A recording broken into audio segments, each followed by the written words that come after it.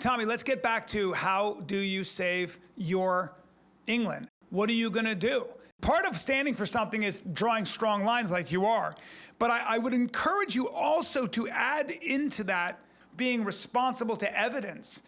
Have you watched what we've done over the last 24 months in the UK? Have you got your eye on what's been happening recently? Enlighten me. Britain is brewing on revolution. That's not just an exaggeration, I'm telling you. I believe you. Something historic, something monumental is happening. And could be considered off limits.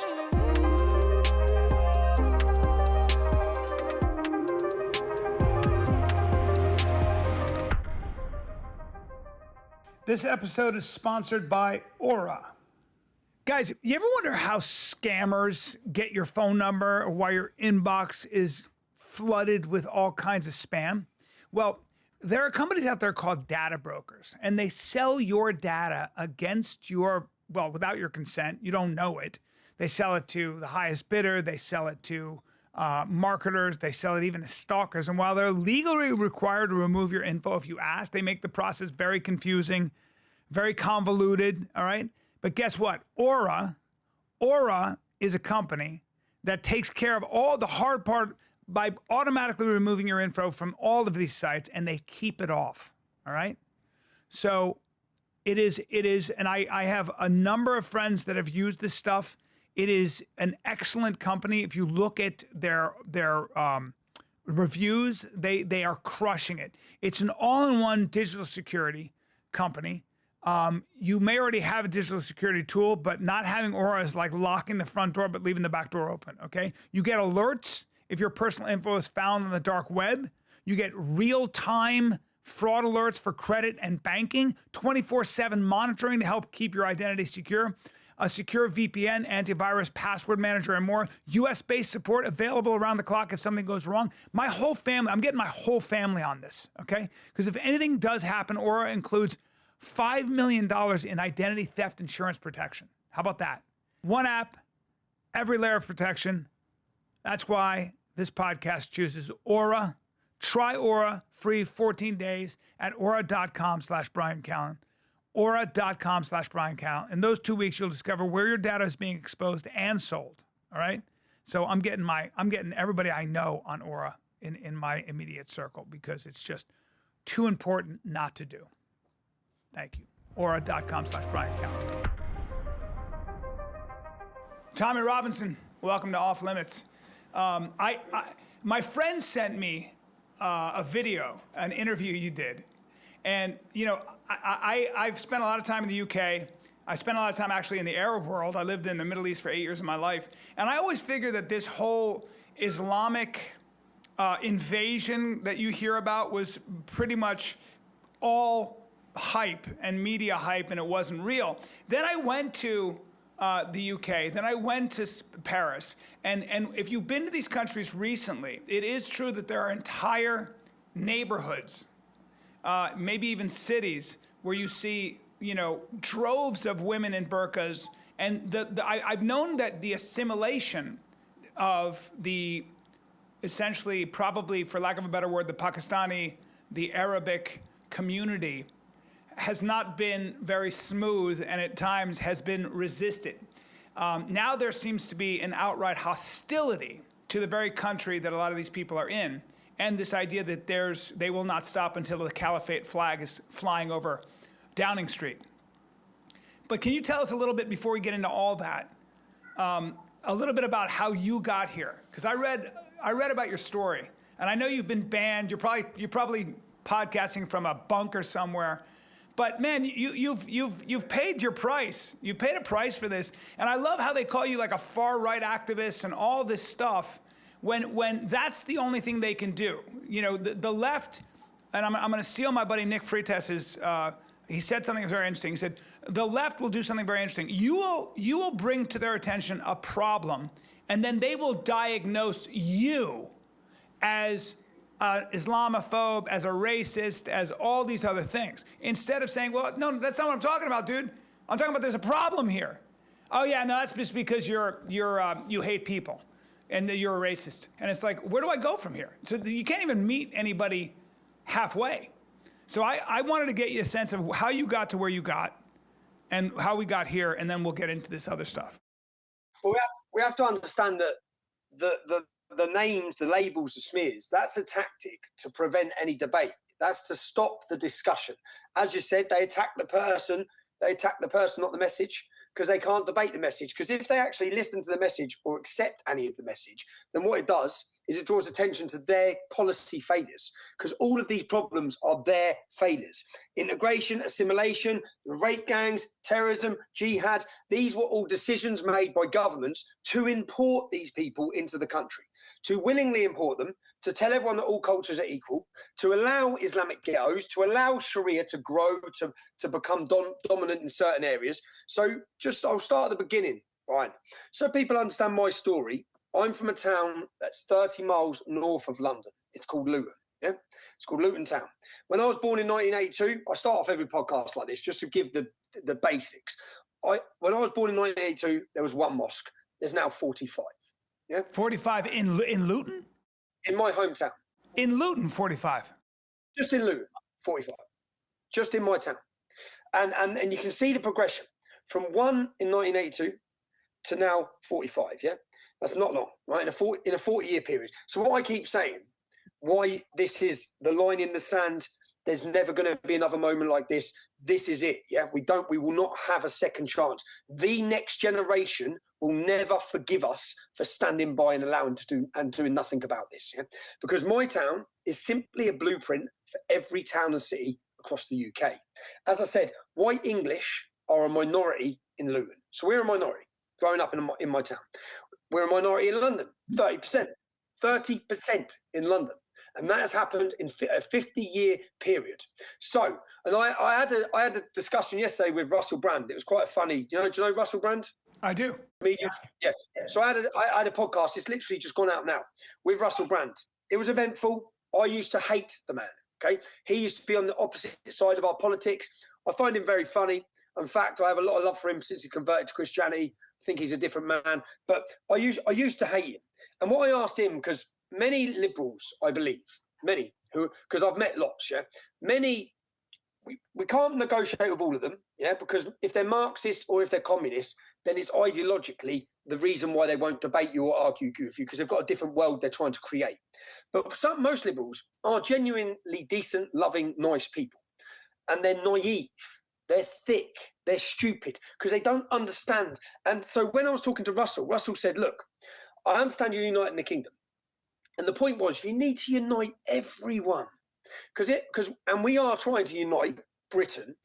But what I explained to him is, Pew Research, government Pew Research, says that 33% of British Muslims want Sharia law. That is 1.2 million Muslims in the UK wish to overthrow our democratic state and replace it with an Islamic supremacist ideology that wishes to subjugate us. It's very important, by the way, for people to understand something, a little caveat, and I want you to keep going. The Quran, which I've actually read cover to cover, the Quran is a blueprint for how to run society. There is really no separation of church and state in an Islamic society. It has to be a theocracy because the Quran is a blueprint for how to do your banking, how to conduct your marriage, how to do literally everything in a society. And that's very important. It's a very important distinction between the liberal democracies of the West and the Enlightenment period, which really created a separation of church and state versus Islam. But keep going. Yeah, every single aspect of life is dictated by the Quran. Every single part of life is a full system, yeah? And they wish to replace democracy. So how do we, like you say, unite 1.2 million Muslims that want this? Yeah, 40,000 British Muslims are on a terrorist watch list. 40,000. We only have 70,000. 40,000. We only have 70,000 armed forces. So how do we unite with these people? When we look at the figures, out of that 40,000, 3,000 of them are monitored 24 hours a day, 7 days a week at a cost of £9 billion a year. Now, all of these problems that come from the Islamic community, when it was a smaller community, because every 10 years, if we look at the numbers, I looked at the numbers in Manchester after the Ariana Grande concert. Manchester is basically the capital of the North. It's the London of the North. Yeah. So Ariana Grande concert, Salman Abedi, who was a Libyan migrant whose father come to our country as a terrorist and we still give him asylum when we knew he was part of a terrorist organisation. His son then becomes a terrorist. His son goes back and forward from Libya during the conflict. His son then decides to blow up loads of children, murdering 26. Yeah, that's what he did at a child's concert. Now, when he did that, I decided to delve and look at Manchester. Manchester's not even known as a radical jihadist hotspot in the UK. And I stood outside a mosque. And when I stood outside the mosque and I researched, I found that within a 2-mile radius of me, 18 Muslims had gone to fight for ISIS. From the 2-mile radius of where I was standing, 18 had gone to fight for ISIS. So I said, when you look around these houses, you may look and just think another normal community, but it's not. Amongst these houses are enemy combatants. That's who's living here. Yeah. Now, also, when I looked in Manchester, I looked at the demographical change to Manchester. Now, 25%, there was a 25%, so 25,000 Muslims. Yeah. 10 years later, it was 50,000. 10 years later, it was 100,000. Yeah. Now, where's that going in 10 years?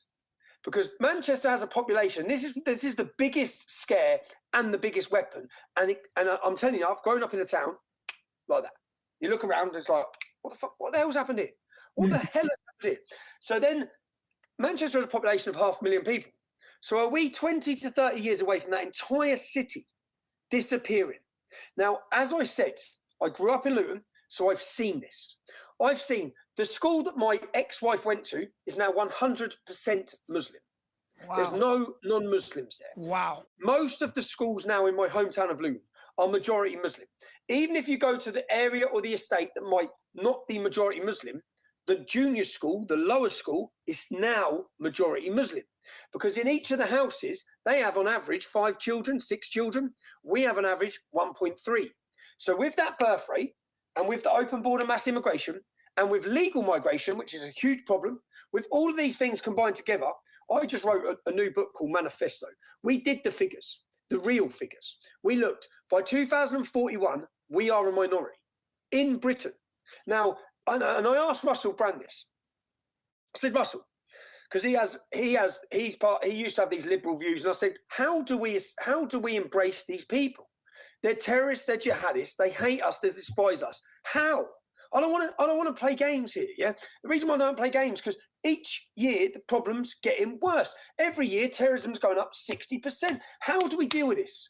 Because we've got children, and is it right that we, as Englishmen, become a minority, like in London, like in Luton, like in Bradford, like in Birmingham, like in many major cities now? They've taken many major cities. They're never going to be British again, ever.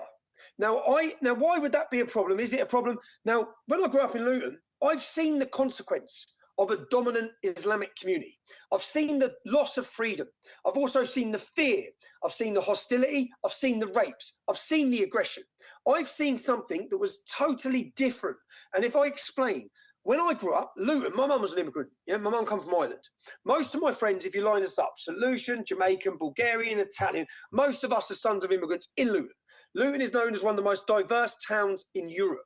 Yeah, so I've experienced what that's like, and the problem is for so many, the people who are dictating to us. So I've done an interview with a policy expert who was a speechwriter for Kofi Annan from the European Union, and he was an expert on multiculturalism. Yeah, this is the problem. And I said, okay, where were you brought up?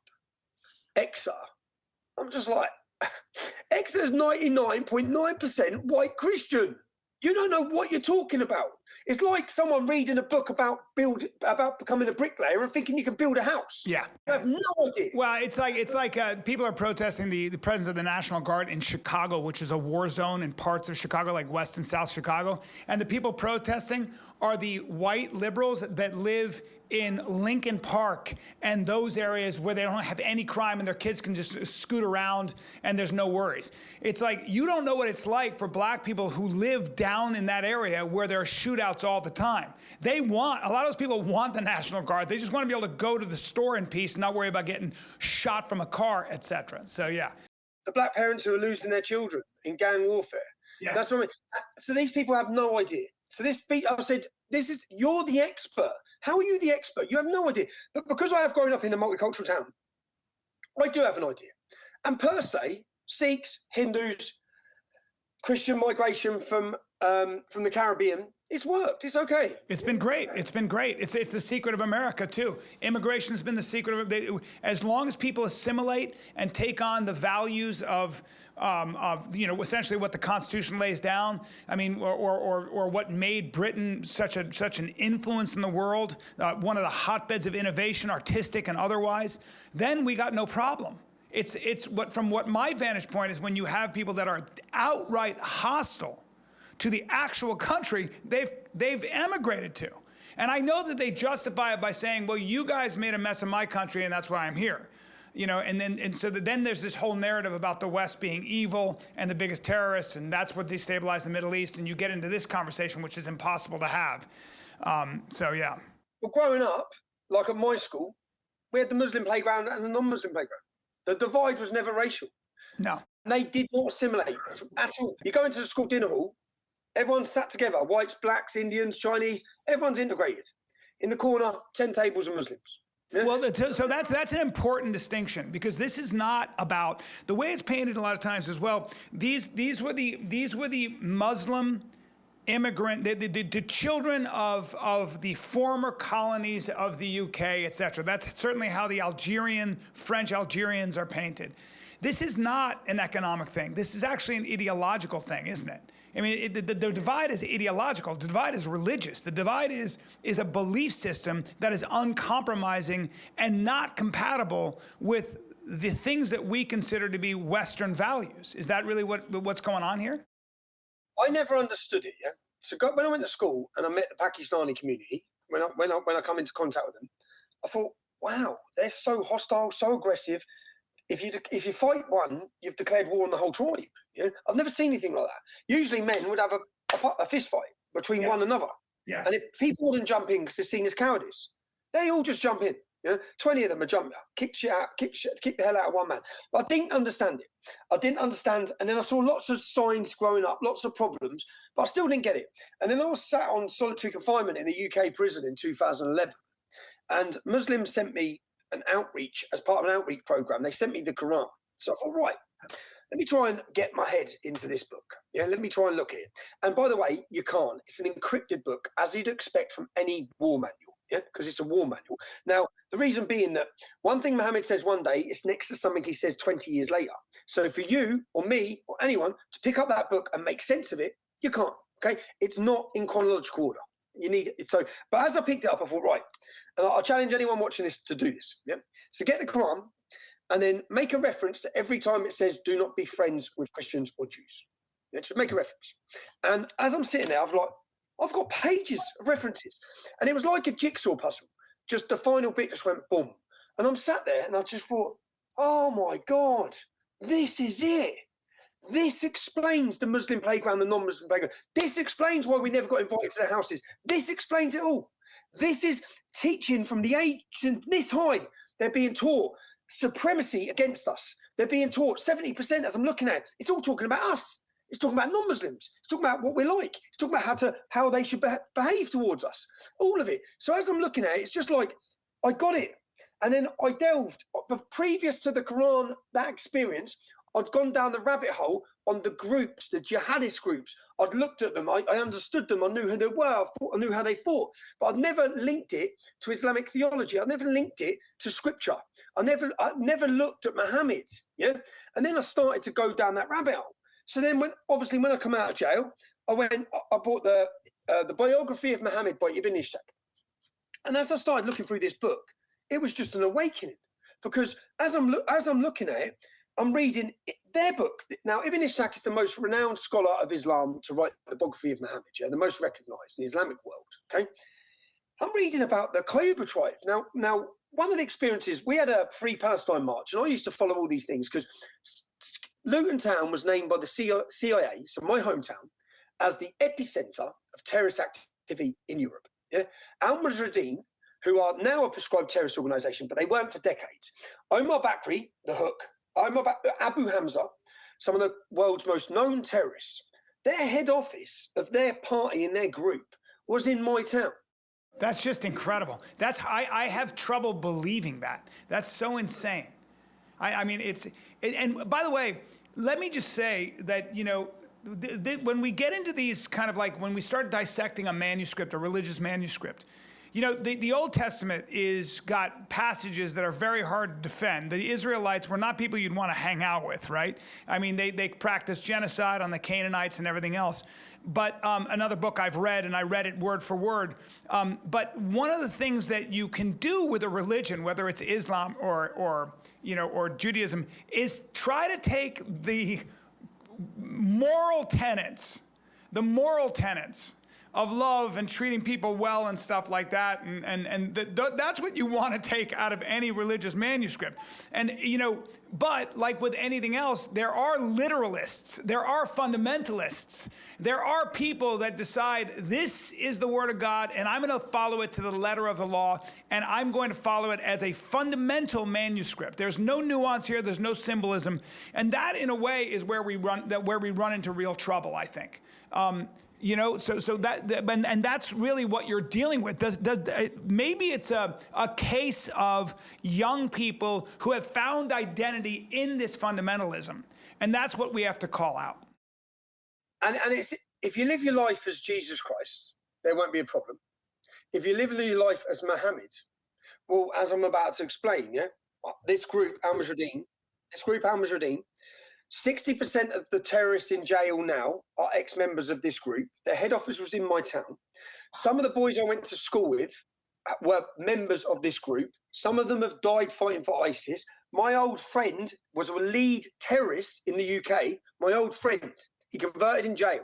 I grew up with him. His name was Roger. He now calls himself Ibrahim. Google him, Ibrahim Anderson. Yeah, big ginger steroid head.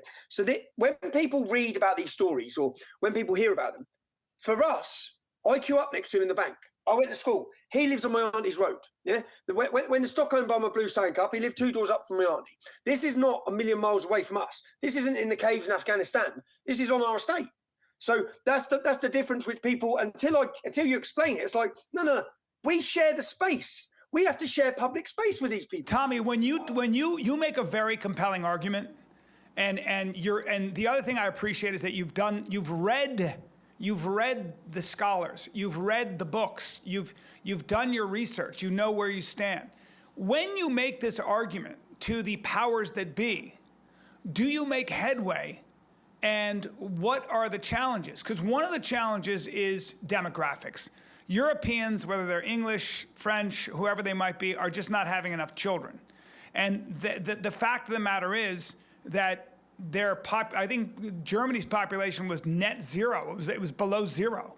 So of course the majority of Germany is Turkish. Of course Angela Merkel said, let's bring in the Syrians because traditionally they're very entrepreneurial people, they're family oriented and all that. The problem is you were taking in Syrians from a war-torn region who hadn't had schooling in 10 years, et cetera, and so the problems go. But she probably had good experiences with the Lebanese who tend to be, Christian and tend to be, or even if they're Muslim, they tend to be very entrepreneurial. They assimilate very quickly. They're cosmopolitan. But what happens, Tommy, when besides our demographic issues, if Europe wants to stay European, for lack of a better word, let's just call it white and Christian, majority, and I hate using white and Christian because I don't think that is the European character. Let's not say that. Let's say if Europe wants people that are upholding and can assimilate to the Western tradition and their values, which would be things like freedom of speech and separation of church and state and representative government, et cetera, okay? What you guys have a huge task ahead, which is number one, you don't have enough kids to win those elections. Right, and number two, when you start talking this way and you're branded a far-right activist, and you've already been designated as an extremist yourself, and somebody who's hate-filled and racist and Islamophobic and all the things that come with it, you've already been put over in this box. You've been censored, you've been deplatformed, you've been de-emphasized, you've been all these things, defunded. What is your message? Gaining ground? Are you making progress? Do you feel like there is light? Let's talk about tactics of what you plan to do to actually get because you're talking about, we're at a crucible here, right? You're at a crucible. What is the game plan, for lack of a better term, to get your message across and to actually figure out a way to stop this fundamentalist, this Islamic fundamentalist incursion that is actively trying to destroy the UK from within, which is what it sounds like the argument you're making. So a few points. When Angela Merkel welcomed in 1 million Syrians, which her argument was because of the aging population, the need to pay for the pensions. We all know, as she would have known, from any study in Europe where there's had Islamic immigration like the UK, we all know it doesn't work. 48% of Muslims in the UK are on benefits. They don't work. So we know this. We know the cost to the economy. We know it doesn't work. She knew it didn't work. Now, the reason for the low birth rate is because of the encouragement of abortion. It's because of the encouragement of the breakdown of the family. It's because of the encouragement and indoctrination of LGBTQ+. It's because of many different factors that these state have actively sought to encourage. They could have done what Viktor Orban is doing, which is encouraging marriage, encouraging family, and encouraging birth. If you get married, you get financial benefit from the government. If you have a child, 2 children, married for 3 years, £20,000. This is tactics that they could have done to address the birth rate. But this hasn't been about addressing a birth rate. This is forced population replacement. It's organized, it's orchestrated, and it was planned. Let's go back to the point of what Europe must remain. This is not racist to say this. Each country, Europe must remain a majority white Christian population. The reason being, and the point is, that ain't racist. England must remain a majority white nation. The reason being, and it's a Christian nation. Let's look at what built Europe. Let's look at what built Great Britain. I'll tell you the reason why all of our flaws are coming, because we lost our focus. We lost our identity and we lost our belief system. And what replaces it when it leaves a void? When the church was attacked, Christianity was attacked, everyone was encouraged for atheism. In fact, it wasn't just attacked, it was mocked, it was belittled, it was destroyed. Organized destruction of the belief system of Europe. By the way, you know this goes. You could say that started in the French Revolution. That Europe has a history of this. Europe has been losing its Christianity. I would push back, Tommy, and say that's one point of view. I hear a lot of that in the United States. What I actually would say is you can rephrase that to say what Europe really needs is to get back to the values that created its liberal democracy. The values are, you can be an atheist and still essentially be somebody who believes in freedom of expression, individual liberty, the ability to worship whoever you want, and to be left alone. That's really, isn't that really what we're talking about? Yes, if you want to be a Christian, great, but you're also allowed to not be a Christian. You know, you're also allowed to. My point is, even if you don't believe in Jesus and Christianity, the values that built Europe, there's no denying it, are Christian values. Yes. The values that made it such a success is because of Christianity. So I say this, for years, if you don't believe in Jesus, it doesn't matter. What built this society, what made it beautiful? Now, the problem is, when you remove those values, you leave a void. And what fills that void? Many different ideologies. Yes. Whether it be Islam, Marxism, the mass LGBTQ+, all these different things fill that void. Now, why must Europe or Britain or England remain a majority white Christian nation? The same way that Nigeria must remain a majority black nation. The same way Japan must remain a majority Japanese nation. Which is what gives it, it's what gives it its character. It's the reason we have a term for Japan or Nigeria. There's an image, an imagery. Customs, culture is taboos, it's customs, it's the things that you do, the food, the music, the dress. It's all those things that make the world so rich and fun to be. That's why it's fun to go to another country. It's why it's fun to go to Italy, because you want to meet Italians who are steeped in 2,000 year tradition, right? The food, the language, the people, even the way they look in some cases, right? I mean, that's just enjoying the variety of things. When you go to Kenya, I want to hang out with Maasais. I want to hang out with Kenyans. I want to eat their food. If I go to Ethiopia, I want to eat their food. I want to see Ethiopians. You know what I'm saying? So that's not. I don't think trying to preserve the national character the customs, the culture that gave England what we think of as England, the land of Shakespeare. I mean, right? I mean, so these are the kinds of things, even the monarchy, I mean, these are the kinds of things we go there for. The architecture. So it's funny how it's funny, Tommy, when you start talking about traditional values and you start talking about what happens when you stop believing in God and you create your own religion. It's funny how incendiary that is, how you're immediately branded far right or anything else. You know, what I try to do, Tommy, is I happen to agree with what you're saying. I personally happen to agree that when you get rid of God, when you kill God, and this is Nietzsche, not me, you're going to replace it with something else. You're going to replace it with a religion like transgenderism, which is essentially very much like Christianity. You're reborn another name. You're reborn into another body, right? It's the same mechanism. It's just a in my opinion, twisted version of that. It doesn't work, et cetera, et cetera. So I could take you, I could blindfold you, I could fly you into Paris, I could walk you down into a neighborhood, I could take your blindfold off, and you would not have any idea which country you're in. Okay, I could do the same with Germany, the same with Sweden, the same with London. Yeah, if it wasn't for the black cab driver in London, the historic 200-year history of the black cab trade, which is the last English trade of London, you'd come to London and you wouldn't speak to an Englishman. You wouldn't meet a single English person. That's so true. That's so true. My sister lived in England for 16 years. I've been to England, I don't know, probably, I go at least once a year. 100% true.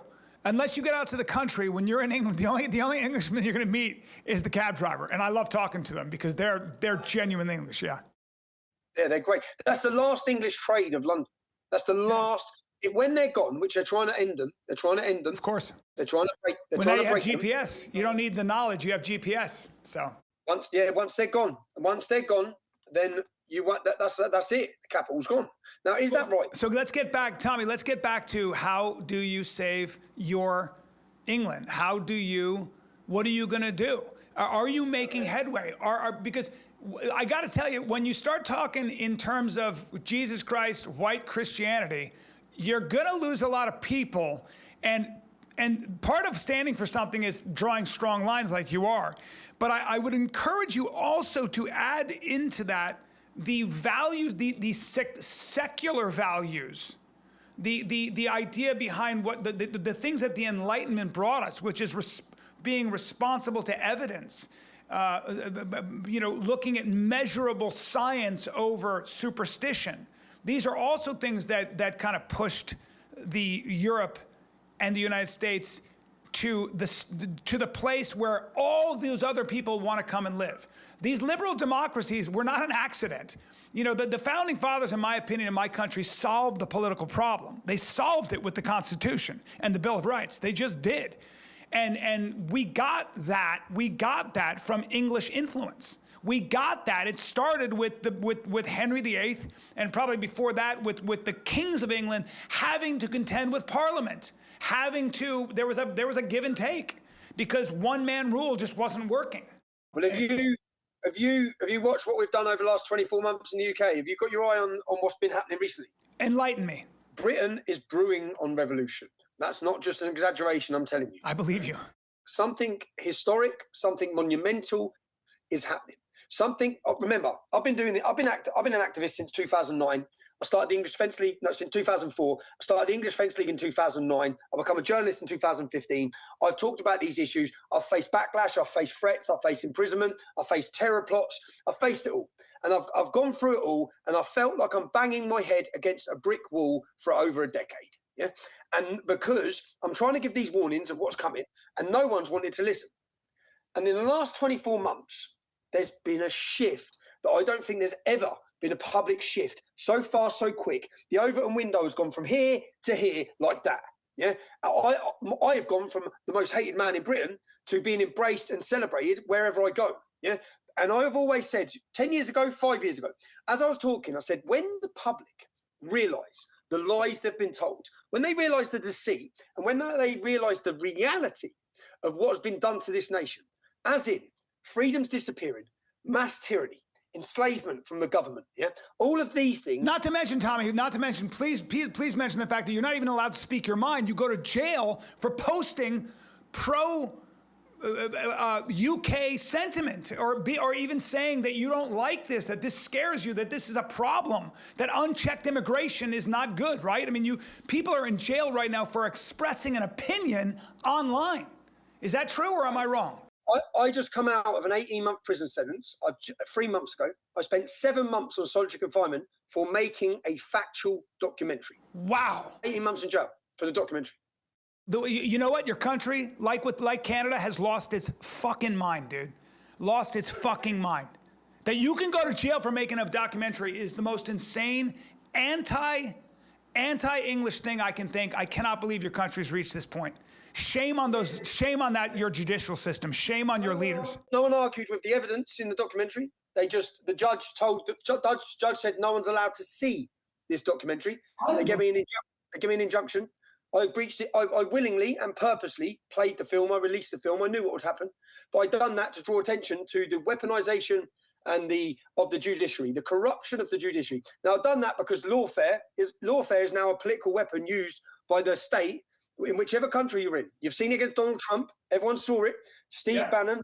You've seen it against Alex Jones. We've seen it against Katie Hopkins in the UK. Geert Wilders, Le Pen. Anyone who stands up, challenges the status quo. They try to attack them with the media. They tried to end them. They tried to discredit them. They tried to censor them. They tried to deplatform them, debank them. They try all these things. In the end, lawfare. Well, look what they did to Andrew Tate. This was all a setup. This was all a lie.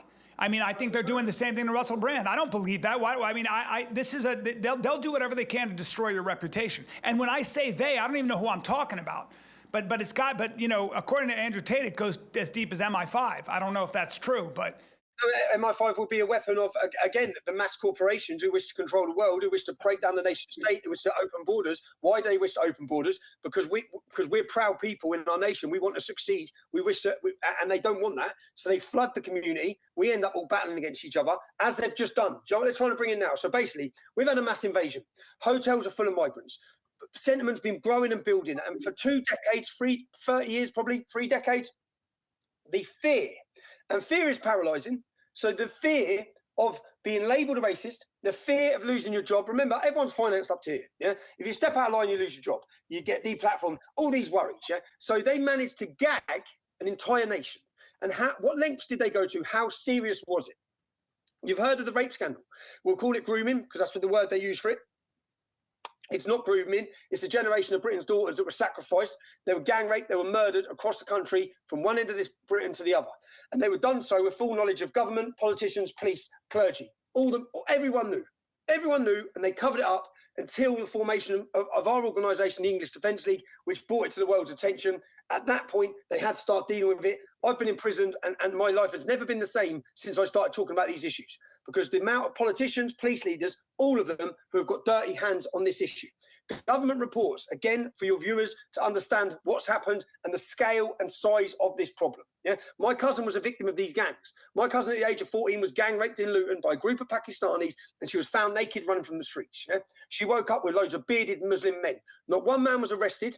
The answer from the authorities was she is a drug addict. She was 14 years old. They got her hooked on heroin. They abused her. They raped her. Now what I didn't realise until growing up, I saw all the problems in Luton. Then 2009, enough was enough. There was a soldiers' homecoming parade. Our military were attacked by gangs and radical jihadists in the town centre.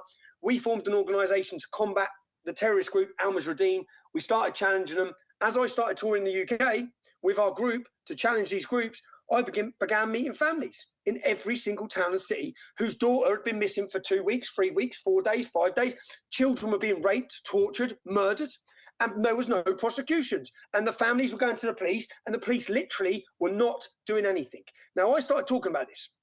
Everyone thought I was fear-mongering. There's old interviews of me on British national TV where they literally laugh at me.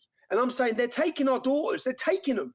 And they're like, really, you expect us to believe this? And it's like, they're taking them. And then in 2014, after 5 years of activism, there was a government report in the town of Rotherham. And it identified 1,400 children that had been raped. And when they've done this report, this is in a town with a 3.7% Muslim population. In this report, they found so in the study, they found that two fathers, their 13-year-old daughters were in a house getting raped by 6 Muslim men, because the men in these stories, and it's all come out now, it's factual, there's been studies in all the different cities, not my reports, government reports, police reports, it's all out there now, yeah? Elon Musk has shone a torch on this to the world. But there would be queues of men standing outside the door, queuing up with a 12-year-old girl in there. One by one, they'd go in and rape her. There was a little girl who was 12 years old. They heated up an iron rod with the letter M, and they scolded her bum because she was properly Mohammed. There was another girl who got her tongue nailed to a table. They doused petrol on these children. It wasn't just about sex. It was like satanic. It was about destroying the one thing we hold, the most beautiful thing to us, our children, our daughters. They were taking them, they were enslaving them, and they were abusing them. The comments they were making were religious and racial, every rape, everything they said. Now in Rotherham, two dads got together. So that's bad. The rapes are disgusting, they're barbaric. But here's the biggest stain on British history. These criminals, these rapists, these jihadists, in every town and city are attacking children, they're kidnapping them, they're torturing them. We then find out two dads got together, their children in the house getting raped. They turn up at the house, they start causing an emotion, trying to get in the door. The police turn up, they arrest the dads. They leave the girls in the house. Another incident, a little girl is being raped in a derelict home by 5 Muslim men. They're abusing her in an abandoned house. Police turn up at the house. They find the little girl. They arrest her for being drunk and disorderly. Literally, these stories may sound unbelievable. They do sound unbelievable, and I always shy from hard cases. There are scumbags and monsters out there for sure, but I think that again, Tommy, yes, these rapes happen. Yes, there are some horrible things, but I don't think that can be, as crazy as this sounds, I think that I always worry when we start talking about that stuff in a way, because those are those isolated incidents, and they're really bad, of course, and there's a lot of probably police mismanagement, and I don't know what's going on, but I get nervous about dilating on this idea, because it's also a tactic used on both sides. And what I'd rather get back to is just the idea that we are dealing with groups of people that I did not know that many people were on the dole. I didn't know that many immigrants were on the dole. I didn't know that there was such a lack of assimilation. I didn't realize for a long time that there was outright hostility and an actual movement to get Sharia law, or at least a caliphate, a flag, flying over Downing Street. I didn't realize that until I started actually looking at the numbers. So let me ask you, let me back up, because I want to get back to what's happened in the past 24 months. Because, and I want to also ask, what is the Muslim population of the UK right now? If they were to tell us, it's 5 or 6%, which is a lie. Because like my local imam, Luton, the figure said 30,000 Muslims at the time, or 40,000. When I sat down with him and I spoke to him, he said double it. I said, what? He said double it. It's whatever they're saying, double it. So that was a Muslim. But the point is, the reason why what's happening now is all of those horrific crimes I was just detailing. Yeah. I warned about them. I was crucified. Yeah. I was attacked. I was imprisoned. Now the public realise I was telling the truth. And what I warned all those years ago is when the public come to acknowledge and they come to understand what's happened, and they understand the hostility, they understand the danger, and they realise that their daughters' futures aren't the same, and they're not going to enjoy the same freedom that they enjoyed. And there's a level of hostility. 2003. Can I tell you what happens to me when you start talking about this, Tommy? I want to interrupt you.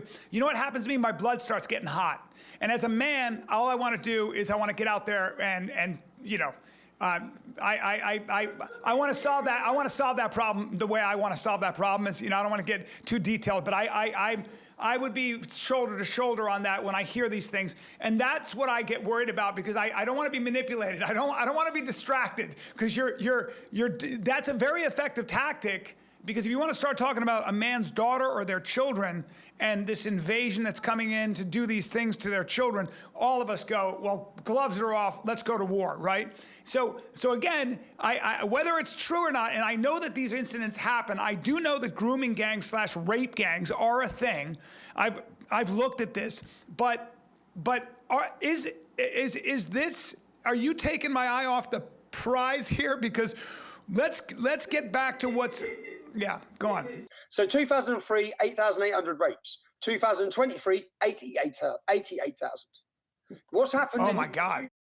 That's a fact. So what's happened in the UK between 2003 and 2023? What's changed? What's changed? And by the way, the same stats are in Sweden.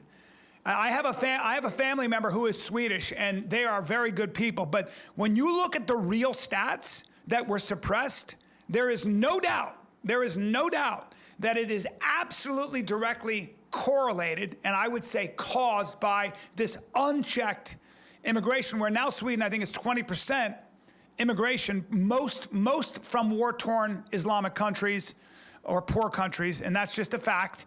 And the violent crime rate, the bombings, the shootings, and the sexual assaults are literally skyrocketed. So that's why, Brian, if you've got an American audience, your borders for the last 4 years under Joe Biden have been open to 8 million Islamic migrants, many of them Islamic.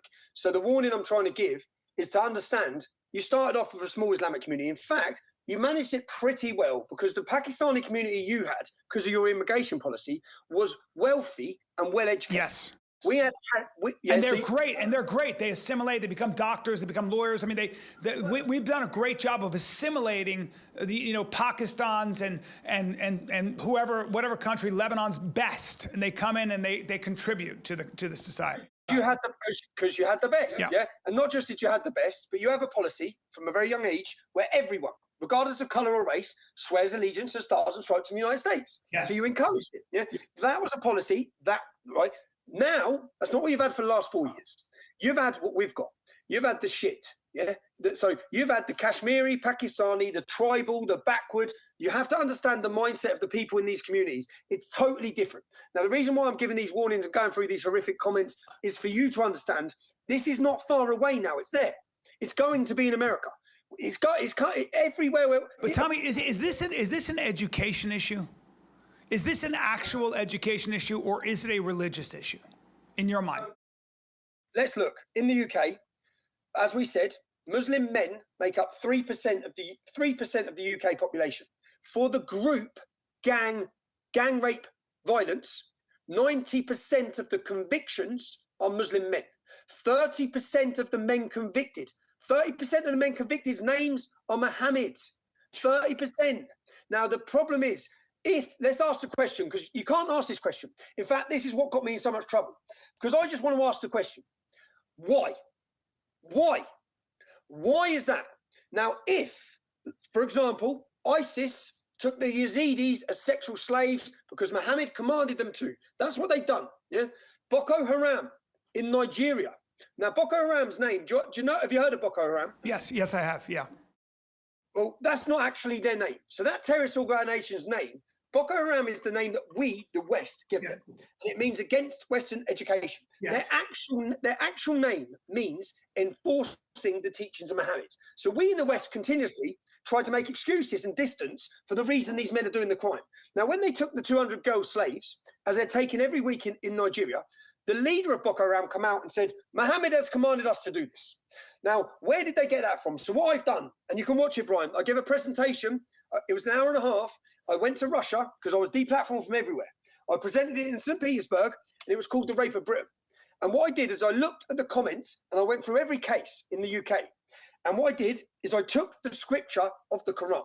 Now, 4 times in the Quran, 4 different verses state very clearly that outside of your 4 wives, you can take whatever your right arm possesses, the arm of the sword. You are blameless. And in the biography of Muhammad, again, if you live as Jesus, you'll live one way, peacefully, kind, hug everyone, kiss everyone, tell everyone to be better. If you live as Muhammad, what did Muhammad do? His wife was 6 years old when he took her. She was playing with her dolls. Again, that's their scripture, not my opinion. Fact. That's their scripture. He consummated, i.e. raped, that little girl when she was 9. Now, under Sharia, that is halal. That is the law. Well, actually, I think in most societies, in Islamic societies, it's after she has her first period, and this was a traditional thing, right? So much of this is, I just, I don't want to get lost in the weeds with this, because actually the Old Testament talks about how to take a slave in war, what to do with a woman, give her a month to mourn, cut her nails and her hair. There are all these things. So there's no doubt that we can get into these details in which you've done, right?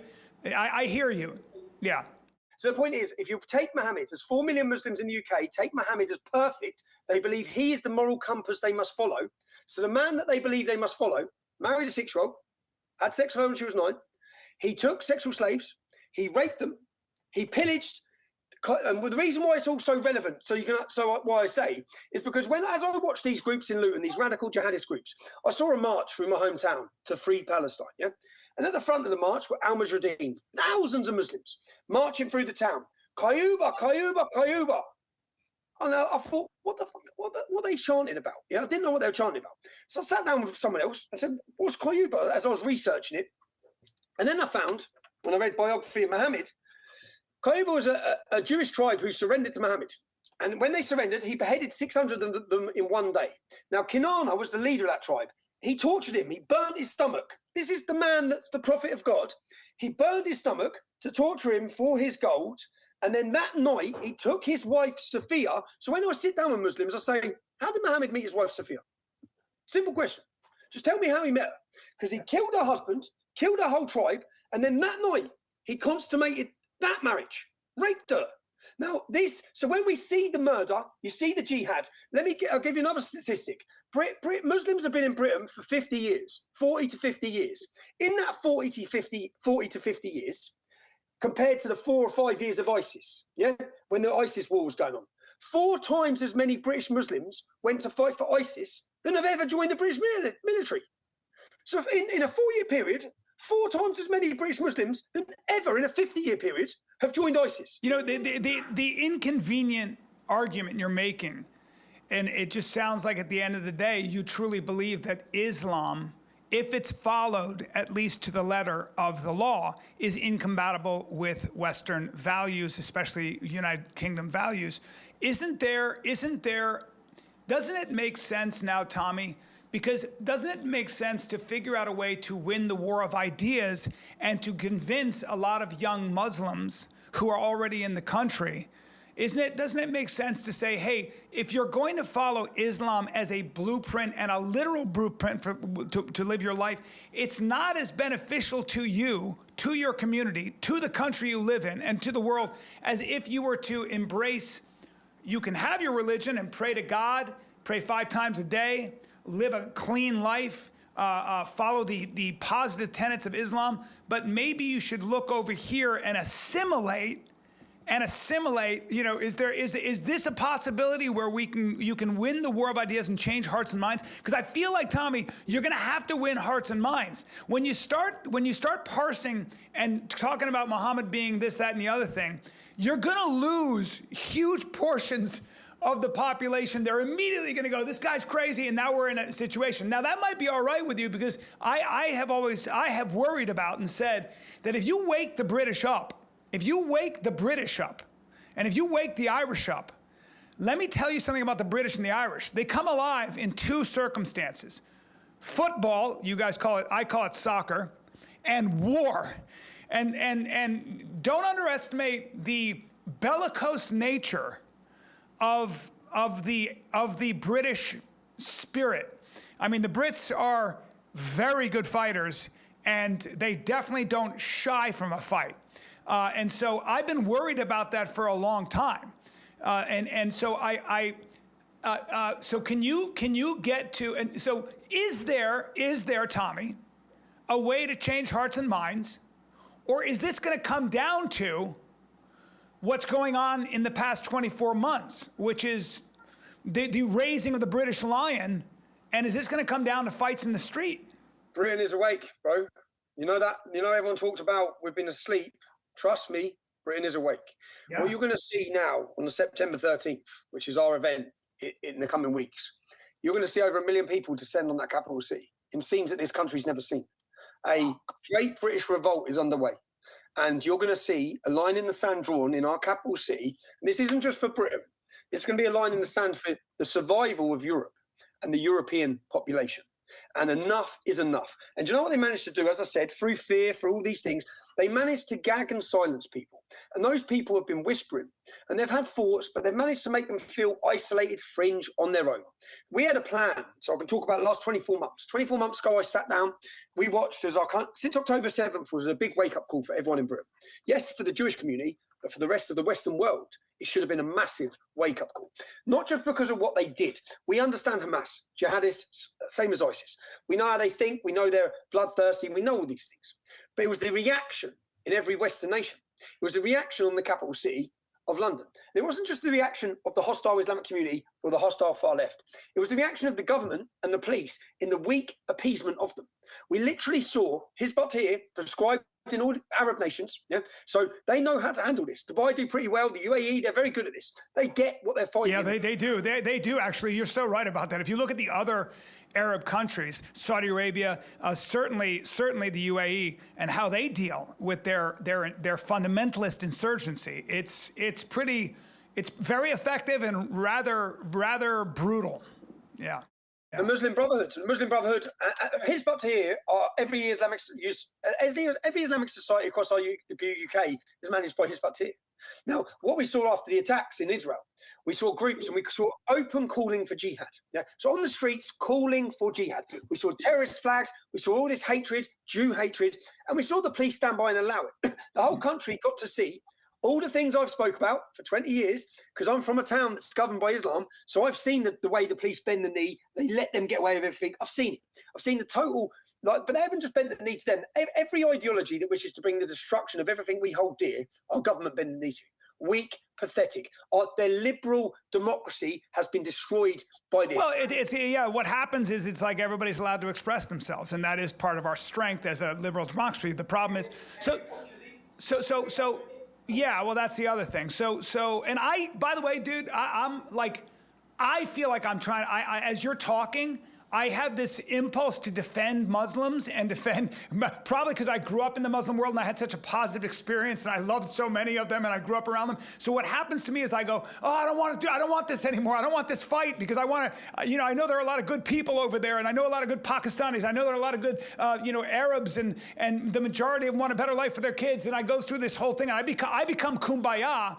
But you guys are at a point where what I'm realizing is that so many Brits have gotten to a point where we're not making a left turn, a right turn. There's only straight forward ahead. So if I made you emperor, Tommy, what are you calling for? Like what actionable laws and policies are you and your organization actually trying to implement to I guess keep England your version of England? Let me make something clear just for the record, yeah? So let me defend Muslims, yeah? Because some of the best people I've met growing up in my hometown of Luton are Muslim. Some of the people I love are Muslim. They're not great people because they follow Islam. They're just great people. Now, many Muslims treat religion like a buffet. As you said, they take the good bits that benefit their life, but they ignore the bad bits. Yeah. Now, the problem is, within Islam and blasphemy laws and these issues, this is where the serious issue is, Muslims can't speak out. I'm meeting a Muslim this Sunday. Her name's Lubna. Look her up. Her chat show is called Candid with Lubna. I've always moaned and always criticised the Islamic community for not speaking out. Now, this lady's from my hometown, and I've watched her story carefully, because I saw her bravery, and I saw her stand up as a Muslim, and I saw her speak out against the bad apples within her community. Now, I've watched as the community turned on her.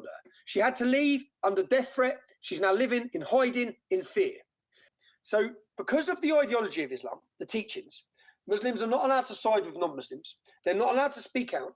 So then there's not blasphemy laws. If they'll take it as some of the things she's doing is non-Islamic, then her life's in danger because she must be punished with death if she leaves Islam. So because of the actual teachings, it subjugates and prevents the decent Muslims being free to speak out. Now, everything I've gone through, Bryan, everything in my life, I've gone through it, I've faced it, but I've had the love of my family.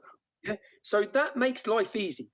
Unfortunately for Muslims, decent Muslims who agree and love the country, if they speak out against the problems within Islamic ideology or the groups, if they did, they lose the love of their family lots of times. No, you're right. You're right. Apostates are treated very harshly in Islam. That's a fact. I mean, any moderate Muslim in I'm sure in the UK in certain neighborhoods is actually in danger. That's the tragedy. So I understand. So I sympathise, and I understand. And I think when I meet apostates who have been driven from their homes, who live in fear, I think I've not had that. I've had a bad time, but that's the worst, because your own family. I've always had a unit, so I understand. So to the Muslims of the UK, this is the point I've made. I don't hate Muslims. I don't, and I separate. And if you listen to what I've been talking about, you separate Muslims from Islam. Muslims are people. If you hate people, bad, because there's some great ones and there's some bad ones. Yeah. But I talk about Islam and the reason for the problems we see. And we have to, in a free society, when we have 4 million people who follow an ideology, we have to look at it. Because as we see the future demographic of the country changing at such a fast rate, we have to understand what the future of the country looks like. So what am I asking for? 24 months ago, after watching and understanding the country's been silenced, everyone's in fear, we've all seen these problems, jihad, terrorism, all these problems are going on. We've seen it. We sat down, and then I started talking less about Islam. And I started understanding after COVID, I started understanding that, looking up and thinking, well, the biggest threat to us currently is the establishment. And the establishment are actually playing us all against each other, because they create these problems like mass immigration now. The Labour government are now saying we need ID cards to deal with the problems of the migrants that we've brought in. Yeah, so they bring in lots of hostile, violent migrants, which they knew were going to be hostile and violent migrants because they know where they're taking them from. They don't have, so they know the problems are coming. It's mix it. They know they're mixing oil and water, and then they bring in the solution. And when that solution will do what? It will take away our and the Muslims all of our freedoms. It will make us absolutely under state control. It will absolutely surveillance state. Of course. You already have it in the UK. You already have it. You're never not on camera. But no, but when they want what China's got, so they'll create such hostility that in the end, when our women are being raped, as we know, when 88,000 rapes turns to 800,000 rapes, we, the public, will be begging them, please, we need martial law, please, we need more law, we need cameras, we need to know where everyone is every second of the day. We need safety. All tyranny starts with safety. Yeah. That's it. It's for us. We're helping you. That's why it's so important to see how these things happened in the past. Yeah. Go on. We saw this, I saw this, but we also saw, why are people converting to Islam? Why? Because we've lost our identity. We've lost our pride. We don't know who we are. Now, if you want to control a nation, if you want to control me, you're not going to be able to. I know who I am. I know my history. I know where I've come from, and I will fight you. Yeah, I will fight you for that. But if you break that and you take the next generation, they know this through the education system, and slowly the pride in the nation goes down. The understanding of your history, they make you hate your history, you hate your country, then you've got a population that's ripe to be controlled. They're not going to fight. At the same time as that, you break down the community, you break down the family. You take away the father, you let the state bring up the child, you indoctrinate them, all of this is going on. It's one big organised. It was when COVID hit, and I watched it all, it was like a jigsaw. It was like, that fits that, that's what's going on. We're all fighting each other. They're mass plan for control. So as I'm watching that, but what we've lost in UK is culture and identity. So I sat there and we organised a meeting. Like yourself, say you're an influential YouTuber, you've got a big following on Instagram. We reached out to everyone who had those sorts of followings. So we had a meeting. Now, in that meeting was Katie Hopkins. I don't know if you know her. She's got 1 million on Instagram, 1 million on Twitter. Maya Tusi is one of the biggest political commentators. But all of these people are outside control of the mainstream. We are the new media, the citizen journalists, the activists, the live streamers, the TikTokers. We brought them all together. We sat down and we said, right, let's agree on 5 principles. Let's not look at what we disagree on.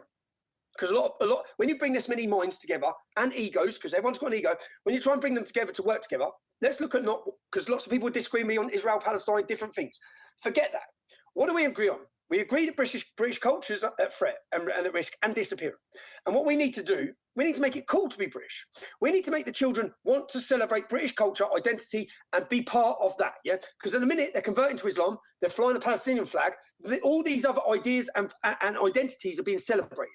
So we need to focus on culture, focus on identity, focus on free speech, because if we lose free speech, which we've lost it all. The new laws bringing in... Totally agree with that. internet harm bill, all these I things think are being that's brought in. priority number one is not putting people in jail for making documentaries and speaking their mind. That is so outrageous. How about that being priority number one? That's when you can always tell when they're on the losing side of the argument, when they're so afraid of somebody else's speech, ideas, and arguments that they criminalize them. That's when you know that you're on the right side of history. I mean, that's outrageous to me. Forget everything else. And by doing that, you have to understand the lead up to the last 24 months, where we're at now. There's been a mass lead up, yeah? Including the riots, all these things, including my documentary. But as we met up, we got us all together and we said, right, where's their power? Yeah, it's in the media. It's a media war machine against us. Yeah. So we had this meeting. Jordan Peterson flew in because he's done ARC. Now, every cultural revolution, it can't start from the educated. It doesn't start from the top. It has to start from the bottom. Yeah. We are the bottom. We're the working class. There's a class system in the UK. We need to. 9 million people voted for Keir Starmer in the UK. 20 million people didn't vote. Okay, that is us. We're disillusioned, we're betrayed, we're neglected, we're forgotten, and we don't believe in the political system. We don't believe that it can represent us. None of them. It's the same I lost bullshit. all respect for Keir Starmer when I saw him hitting a heavy bag. It hurt my feelings. I mean, he's not, I'm sorry, I've never seen anything like that. That guy, if you can't throw a punch, if that's what you call a punch, I can't even look at you. That guy loses his man card.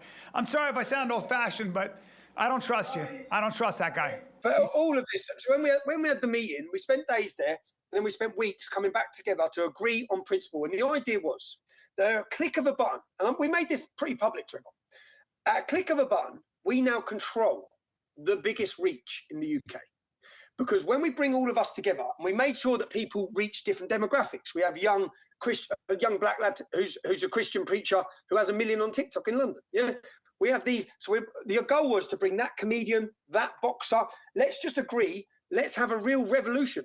Now, the point being, a cultural revolution. If we were to set up a political party, you need hundreds of millions of pounds, yeah, in order to change politics. Change the culture, we will change the politics. Yeah, that was the goal. So let's set out. What we're going to do? We're going to do things differently. We're going to celebrate British identity and culture in a fun way. So we organised our first demonstration. Now, our first event, and we call it a demonstration, but they're more festivals. We bring music, comedy, performance, and we have something that we haven't had. Yeah. So we had this event, and we had this event. 30,000 people turned up. And I went to an event in 2015 in Poland where 250,000 Polish marched for independence, for their Independence Day. And I remember standing there, and I stood there at the front as all these people are marching, and I felt something I'd never felt. The hairs on the back of my neck stood up. And I'd done a documentary on it, and I said, I can feel the power. Power is all I can describe this as. And that's the power of unity of the population together for a common cause. Camaraderie. Pride. You know, just pride in being British and looking at the contributions that Britain's not just a colonial power. It's always characterized in universities as being this evil colonial. Britain contributed so much to the world, not to mention the infrastructure in so much of the developing world, whether it's railroads across India, you name it. So, you know, obviously if I was Nigerian, obviously if I was British, if I was Indian, I would have a very mixed reaction to the Queen, the monarchy. If I was Arabic and an Arab from the Levant, I'd have some big problems with Britain. There's no doubt that the British Empire did a lot of killing, a lot of subjugation, a lot of brutal colonization. There's no doubt about that. But that's not to throw the baby out with the bathwater. It's important to understand history and read both sides and realize that there was a great deal of contribution that the British gave to the world and to the freedom of individuals. The first people to fight the slave trade, and if you have any doubt about this, read Thomas Sowell, a black scholar on this. The first people to fight the slave trade, the international slave trade, was the British Navy, and they paid a dear price for it. That's what we focused on, and we changed. I watched as Generation Identity, a European movement. I watched what they did as well, yeah, and they focused on their culture. They focused on them, not against anything. So we're not here against Islam. We're not here against anything, but we're here for us, for our history, for our culture. We're focusing on what's great about us. And I remember standing there on that day, and the first one was 30,000. And then the next one, we had 100,000 people turn up. And we had a party and festival in Trafalgar Square. These scenes have never been seen from any. When was this? When was the 100,000? When did that happen? 27th of July last year. The next day, I was arrested on the terrorism act. So they were not happy. Yeah, and the reason why they were not happy was because it was totally peaceful. There were no arrests. We changed in the last 24 months. We've managed to change the way the Metropolitan Police Force, because their reputation has been dragged through the mud. Yeah, we managed to change the relationship with them, because I knew and we know that the man on the ground is a decent man, but they're being played by politicians, because the hierarchy of the police is political policing. They're turning us against each other. But what I experienced in Poland, which I didn't think we had here, on the 27th of July, I stood in Trafalgar Square with 100,000 people as the hairs on the back of my neck stood up, and I felt it. I felt the power. I felt the brotherhood. I felt the sisterhood. And I actually remember telling people, hug the person next to you. These are your country's men. Yeah. What we're going to do now, the 20 million that didn't vote, we're going for them. We're going to give them identity. We're going to give them a sense of belief, and we're going to give them something to back. Yeah. because they've lost that. And we are lost. We as a nation, the next generation are lost. We need a revolution, but not, we weren't talking politics. We need a cultural revolution. And when we're successful in this, and the public and the politicians watch what's happening, they will shift as we do this, and it happens straight away. And That's now right. it's happening. That's one of the great things about a democracy. You know, when the people start speaking and people get mobilized, again, the Brits have been asleep. And you woke up a sleeping giant. You woke up a country. People forget that this small island with pale people controlled the entire world. I mean, you can get into the great chain of being, the discipline of what it is to be British, the traditional values that allowed them to mobilize and be as innovative as they were in maritime things, in weaponry, in organization, in food distribution. I mean, it's unbelievable. And science, by the way. So the home of Francis Bacon, etc. So it sounds like a formidable movement, and it sounds like you have, after 10 years beating your head against the wall, you've become a force to reckon with for everyone in that country. And we call it the United Kingdom, and what we've managed to do, the diversity of our crowd. I bet is it is. I'm sure. The point I keep making is, many migrants have come here and they've worked hard. They've embraced this country. They love this country. We want them. Yeah, we love them. They are part of Britain. Yeah, so at our events, we celebrate that. And we have a variety. So we had a black gospel band from a church that sing at each one of our events. At the next event, we've got Sikh patriots coming. We've got Sikhs dressed. Some Sikhs are coming in 1914 uniforms. I love the Sikhs. I love Sikhs. They're just badasses. They're great. Yeah, I've had a lot of Sikh friends. Yeah. And they assimilate really well to any society they're in. Yeah. The Sikhs, Tommy, are a good example, because the Sikhs don't, a lot of times you'll see a Sikh who's a doctor or whatever, and they assimilate, they've got strong family bonds, but they don't forfeit their customs, they don't forfeit their own culture. They wear their hair long, and they still wear the bangle. They have all the traditional sort of like the accoutrements, if you will, but it doesn't mean they don't assimilate. It doesn't mean they don't become highly educated. It doesn't mean they don't become great contributing members of a society, which I think should be the standard for anybody Muslim. It should be the standard for anybody who's Syrian. It should be the standard for anybody who's Somali. It should be the standard for anybody who's Pakistani. It should be the standard for anyone who comes to the UK. Practice your religion. Go to your mosque. God bless. Fantastic. But you got to assimilate. You've got to be a contributing member to our society. You can't be living on the dole. You can't be actively trying to tear down the very country that you've come to for new opportunity. It makes zero sense, and you can't blame people like Tommy Robinson for organizing, standing up, speaking their mind, because why? They love their country. They love the customs that got us here. They love so many of the things that make them British. I think that's a fair statement. And when I talk to you, dude, you seem very fair. You make a great argument. It's hard to argue with. The problem is they can't. If you listen to Churchill on Islam, Churchill said, look, individual Muslims show great character, but Islam has the power to bring Europe back to the Dark Ages. He called them Mohammedans. They believe a woman belongs to them. So he went through all the different things. Sir William Gladstone. I remember standing 5 years ago, and I stood in the capital city as I was next to a Sir William Gladstone statue. I said, this man was one of the best leaders this country ever had. And during his prime minister, during his reign, he held the Quran above his head in Parliament, and he said there'll never be peace on this earth so long as we have this book. This book is a violent and cursed book. Who said that? Who said that? Gladstone. Oh, Sir William Gladstone. Okay, yeah. I didn't know that. That was a long time ago. Wow. Okay. I remember saying, at some point they're going to tear this statue down. I remember looking up, and that was before the statue started getting teared down. Yeah? I remember looking, thinking, at some point they're going to tear this down. Yeah. But the point is, so we've organised Unite the Kingdom, a beautiful movement, and we've reached out, and something's changed because women who wouldn't have spoke are now organically organising themselves. When the mothers are out, you've lost. That's right. That's right. So something happened, and I truly believe now. And then people have seen the lies. They saw the lies with COVID. They saw the lies with so many things. It's made them question a lot, and they've watched it. And then they saw the two-tier policing and the media since October 7th. So all of these things played a part. Now you spoke earlier about Lucy Connolly. Lucy Connolly was a mother who got 31 months in prison for a tweet. She deleted the tweet after 2 hours. Unbelievable, dude. It's unbelievable. But there's lots of them.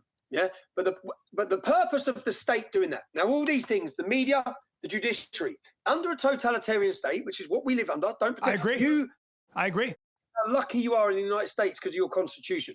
You are the only place in the globe that has freedom of speech. And for an 8-year period, I don't actually think you did have it. Because whilst you did have it, big tech controlled the debate. Of course. Listen, I've been podcasting for a lot longer than that. And I remember getting to a point where we were like, can't say that, we'll get flagged. Can't say that, we'll get suppressed. Can't say that, we'll get struck. I was like, what?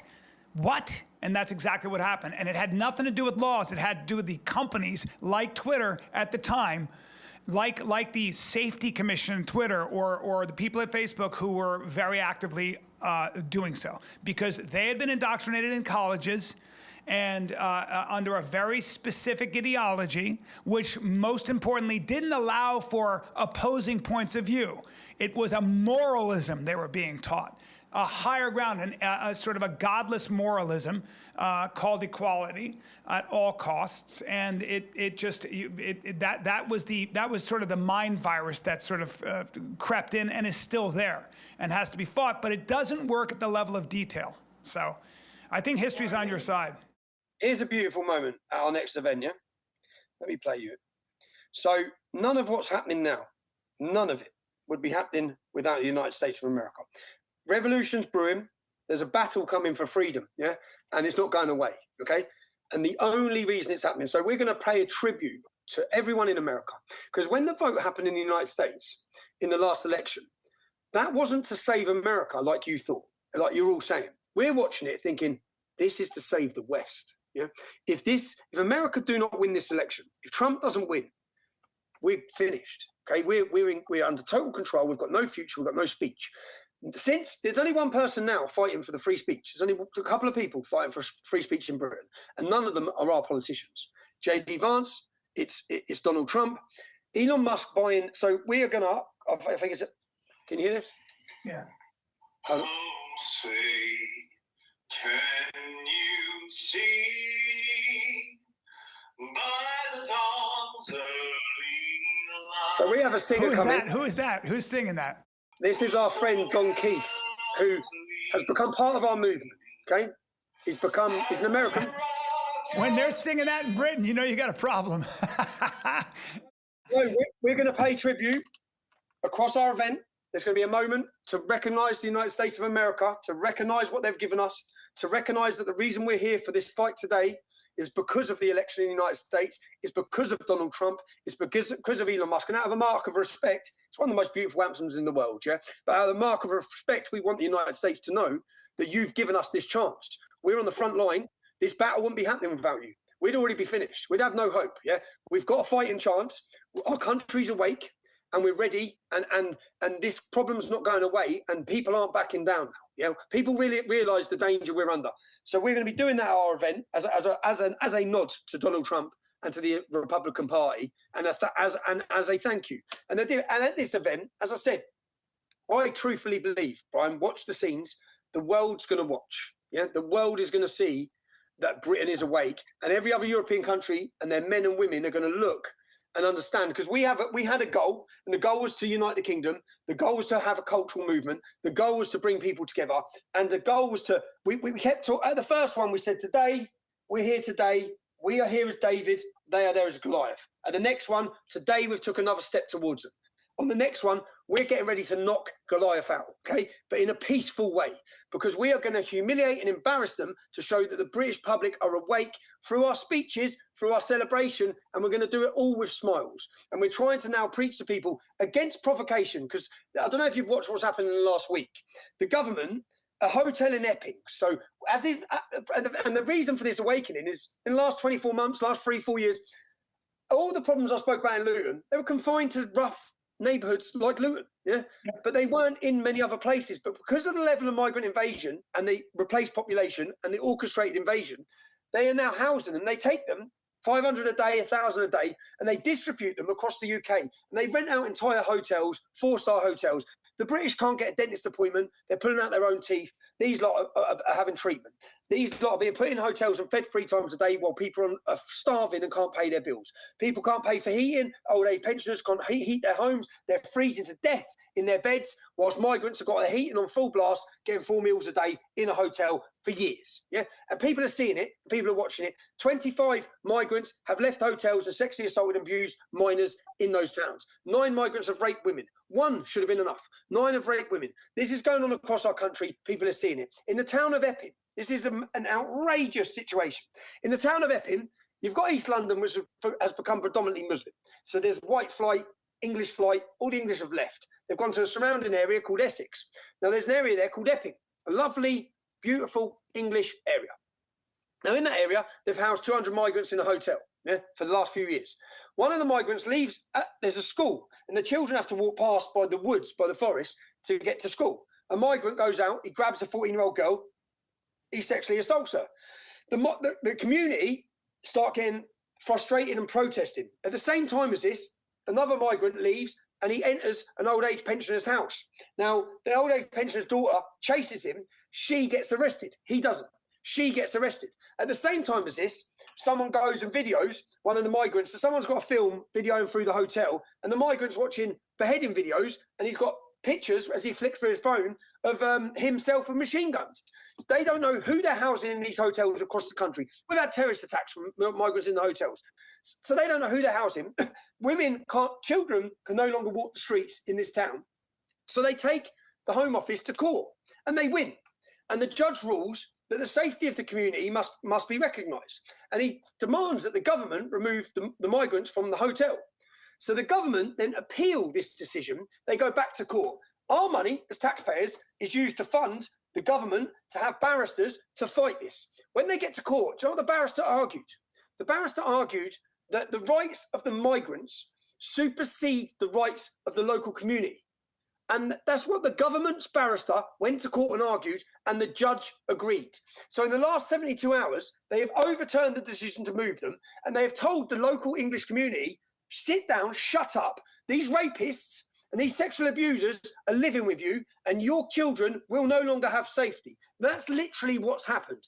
Now, included in this, the police have got heavy-handed in the last 7 days. They've been beating people up, arresting people. The local councillor, a lady called Sarah, hung her Union Jack in protest outside the council building. The police rushed her, arrested her. She's never been in trouble. She's a mother of 3. They've had her locked up for 24 hours. She's now on bail and been prosecuted for flying her flag outside the office. Now, when you as a British audience watch all this, we saw them do nothing over terrorists after October 7th. We saw them calling for jihad. The police didn't beat them up. We saw them flying Palestinian flags and climbing up our war memorials and desecrating them. No one got arrested. But then we see the weapon of the state is being used to crush the British public. That won't stand. That's not going to stand. I can hear so many British listening to you and kind of like finishing your sentence here. I mean, whatever the case, even if you're looking at this specifically and this is like a hard case, these are the kind of cases and examples that motivate huge numbers of people. It's going to be very interesting to see what happens with your movement and what happens as the British wake up. I pray it stays peaceful, and I pray that the changes happen on a legislative level and in the elections. But it sounds I mean, you're very incendiary and very angry. I can see it, and I'm sure you have a lot of company out there, which is probably why you get embraced now instead of being ridiculed as you walk the streets, because you must be a bit of a rock star now. I'm hearing that when you walk down the street, it's kind of crazy. You get mobbed, and I mean, have you thought about running for office? I haven't, no, I haven't. We've aligned with a political party. I believe my skill is in my journalism. I've made some fantastic documentaries. Anyone who wants to watch them, you can watch them at trfilms.co.uk. TR Films, wait, TR Films what? .co.uk. Okay. trfilms.co.uk. I've done a 5-part series called The Rape of Britain, where I've gone after the gangs. And we confront them, we find them, we go into their businesses, and we tell the stories of the survivors. I've exposed the BBC, I've exposed NGO organisations, I've done a documentary called Lawfare, I've looked into all these different things, yeah? And my journalism, I've now become recognised for my journalism, not as the thug that they like to label me as. And the other thing is, I've organised 80 probably national demonstrations in a massive way. I've done my apprenticeship. I know full well how to operate these events, yeah? And the reason being, what you had on January 6th, we have an organisation called Special Demonstration Squad. We used to, a secretive organisation. Now, their job, they're a government organisation, a secret police unit. Their job is to infiltrate demonstrations and groups like that. They infiltrate them to cause disruption, but also to provoke violence, yeah? So, and then the media act as a weapon to take the photos. Now, I watched this with the English Defence League. So I watched January 6th. All the people turned up totally covered head to toe, probably undercover operatives. We have a policy, and I sat down with the police and explained this to them in our first event. We will police ourselves. Yeah. What we're going to ask you is that you stay away. We'll ask you to stay away, and we'll also we'll work with you, coordinate with you throughout this. We will have our own stewards. We will have our own security. If anyone turns up with a face covering, we will remove that face covering. Yeah. The reason being that then prevents any infiltration by government agencies, because for too long we've been infiltrated, and I've seen it, I've operated it, I've got so many examples of it. Yeah, I've watched them do it. I know how they operate. Yeah, I know what the police do to make you make mistakes. So I've gone through all of this. So I've recorded every meeting with the police. I sat down with the police in our first one, the first event. I said, lads, like, and this is when they would come for me and put me back in jail after the first one. I said, lads, I could, and you know I could, yeah? I could organise a protest on the same day as one of your pro-Hamas rallies. You can't prevent me having a static demonstration, so I could choose Tower Hamlets, which is in the east of London, a densely Muslim-populated area.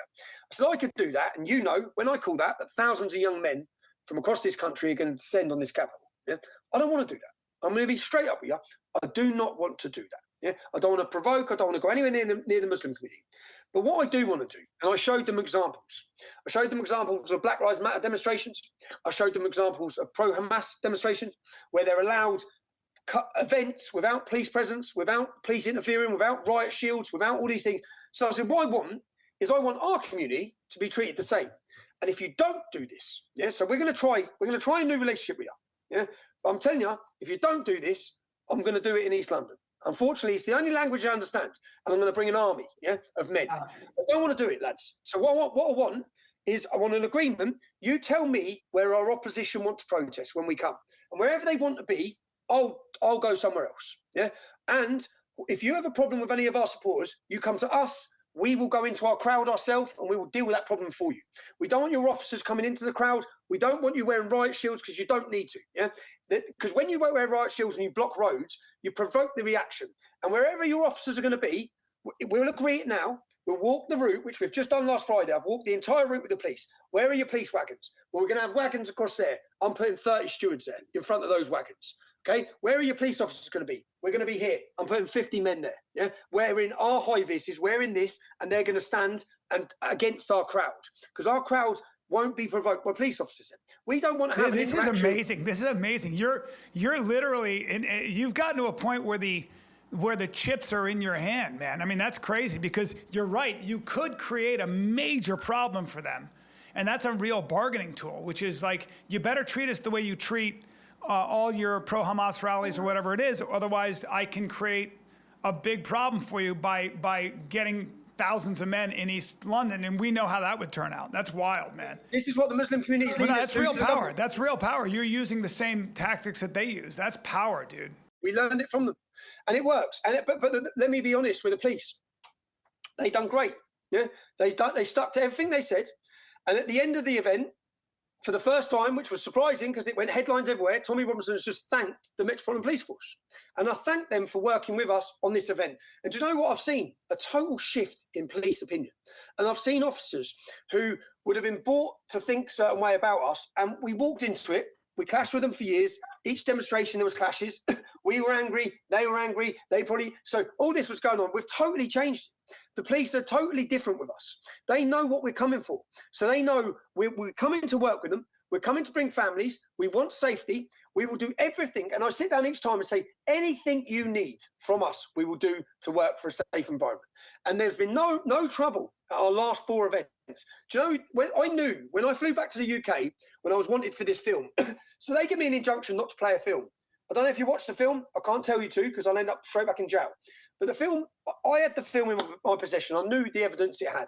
I had covert recordings. I had proof that the judiciary is corrupt. Yeah, I made a conscious decision to release that film, knowing full well they would lock me up. And in fact, I lay it down like a gauntlet to them. Yeah, I said, go on then. Yeah, because I knew if the world watches this film, it's going to expose them, not me. Yeah, and I'm going to come out. And 167 million people watched that documentary. It's Wow, 166 million? Wow. Elon Musk shared it, demanding my freedom.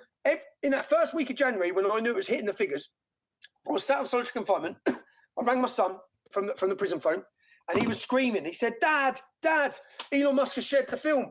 And I just sat there because the risk for me in prison is death because Muslims, gangs control every jail now. Our prisons are ISIS training camps, simple, yeah?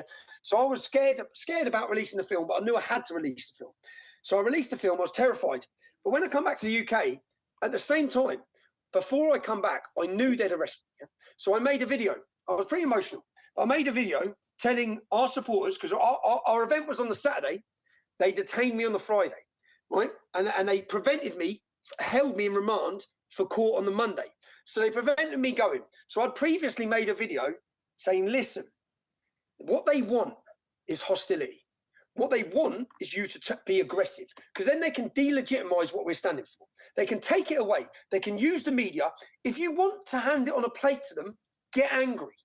I don't want you to be angry. Yeah. If you want to win, if we want to win, you said it earlier, we need to win the hearts and minds. We need to win the hearts and minds. We don't do that through throwing bricks. But at the same time, 20 years ago, I put on a balaclava. Yeah, I was angry. I felt voiceless. We saw no other means. We were angry on the streets of our hometown at what was happening to it. But that's fair to say when you don't have a voice. People say riots are for the voiceless. When you don't have a voice, we now have a voice. The world is listening to us.